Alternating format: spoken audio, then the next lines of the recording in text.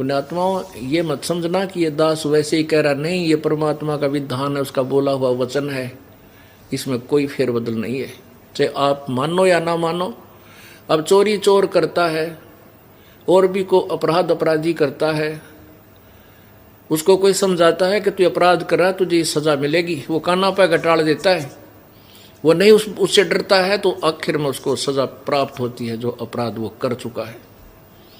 ऐसे ही जो हमारे ऊपर हमारे को संदेश दिया जाता है और हम इस पर विचार नहीं करते हैं और इसको वैसे ही सोचते हैं, तो हम अपराधी हैं, क्योंकि हम परमात्मा के नियम का उल्लंघन करके चल रहे हैं। इसलिए आपको नियम बताया जाता है कि साधना सत्साधना ना करने वाले प्राणी के साथ कैसी आपदाएं उसके ऊपर आएंगी। क्या बताते हैं कि बीबी पड़दरें थी, बीबी वो बड़े अफसरों की पत्नियां, राजाओं की पत्नियां, रानियां।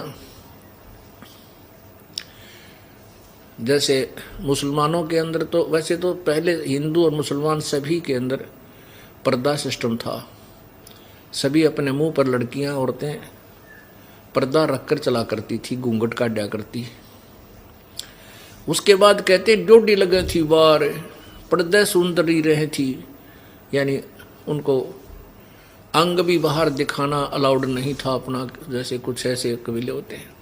और उनके सामने, राजाओं के सामने डोडी लगा करती थी, यानी बहुत से कोई सैनिक चौकी बना दिया जाती थी कि न तो घर की रानियां बाहर जा सके और न ही कोई बाहर का व्यक्ति या कोई ऐसी वैसी स्त्री उनके पास आ सके। यानी वो अपनी इसमें इज्जत समझा करते थे कि हमारे उच्च घरों की स्त्रियां यदि बाहर जाएं या सत्संग आदि में कहीं सथल पर जाकर नीचे बैठे, हमारी बेइज्जती हो जाएगी। क्योंकि सत्संग के अंदर प्राणी को पृथ्वी पर विराजमान होना पड़ेगा, क्योंकि अपने आप को मिट्टी मानना पड़ेगा। ये मिट्टी ही है, ये शरीर।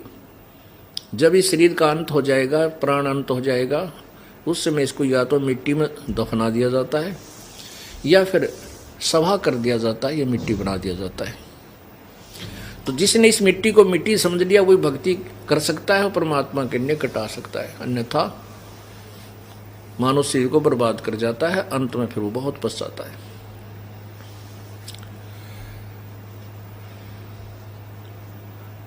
हम भी जब इस मार्ग पर नहीं लगे थे तो हमारे घरों में भी यही विचार होते थे। कोई कहीं सत्संग वगैरह हो जाता था तो घर वाले कहते थे हम नहीं जाया करते, हमारे घर की वो बेटियां नहीं जाया करती किसी ऐसे वैसे किसी स्थानों पर, उड़त ऐसी वैसी जाती। जैसे हमें ज्ञान नहीं था हम भी फिर उनकी स्वीकृति दे देते थे। अब पता चला वो तो सारी औली आंट थी और नालायक सोच थी। अब क्या बताते हैं परमात्मा कि बीबी पड़दरें थी और डोडी लगे थी बार, अब गा तो गाड़े फिरती हैं वो बनकुतिया बाजार। जब एडी से लेकर चोटी तक पर्दा में रहा करती, सुंदर वस्त्र धारण किया करती, एक परमात्मा के ना भजने से, संत की शरण में ना जाने से, जिस इज्जत को सुरक्षित रखना चाहते थे, आज वह इज्जत नंगी फिर रही है और बाजार के अंदर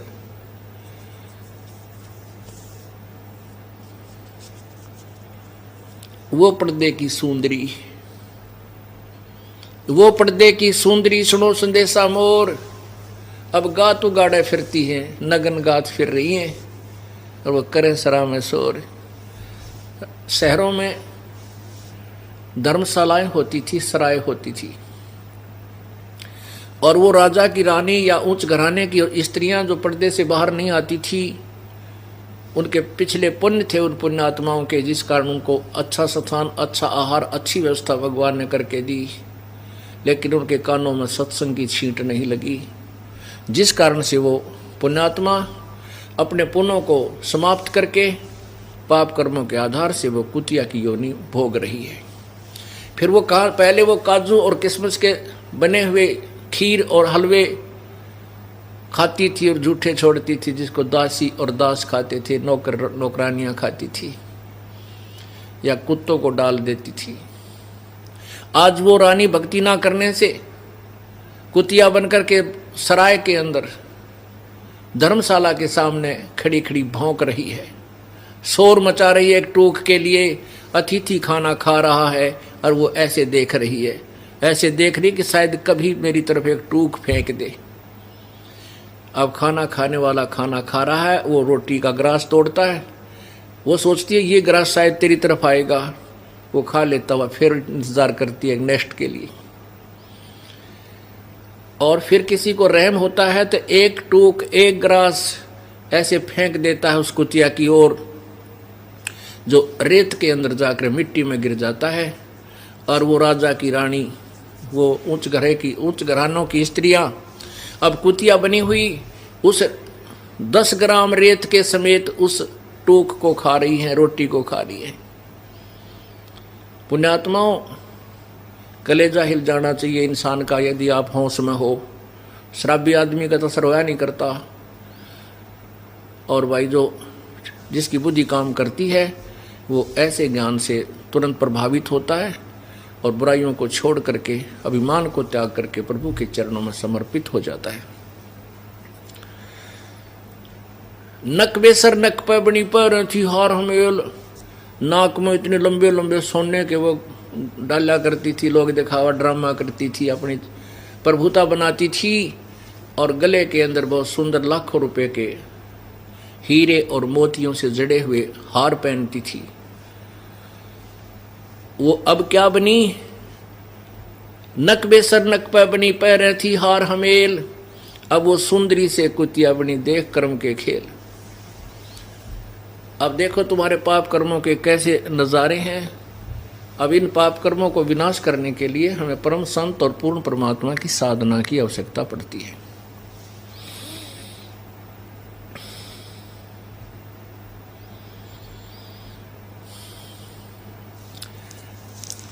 परमात्मा कितने दयालु हैं, हमें क्या समझाना चाहते हैं।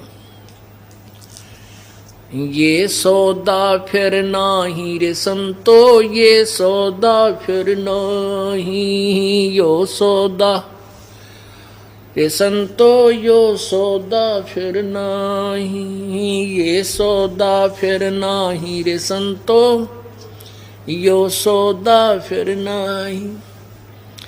ये जो सौदा है, जैसे मानव शरीर का प्राप्त होना और पूर्ण संत मिलना, पूर्ण परमात्मा की भक्ति प्राप्त, यथार्थ भक्ति प्राप्त होना, ये ना जाने कितने जन्म जन्मांतरों के शुभ संस्कारों का योग जब हो जाता है, तब प्राणी को ये सुअवसर प्राप्त होता है। अब परमात्मा अपनी महिमा आप ही बताने के लिए आते हैं और कहते हैं कि ये सौदा फिर नाही संतो, यो सौदा फिर नाही।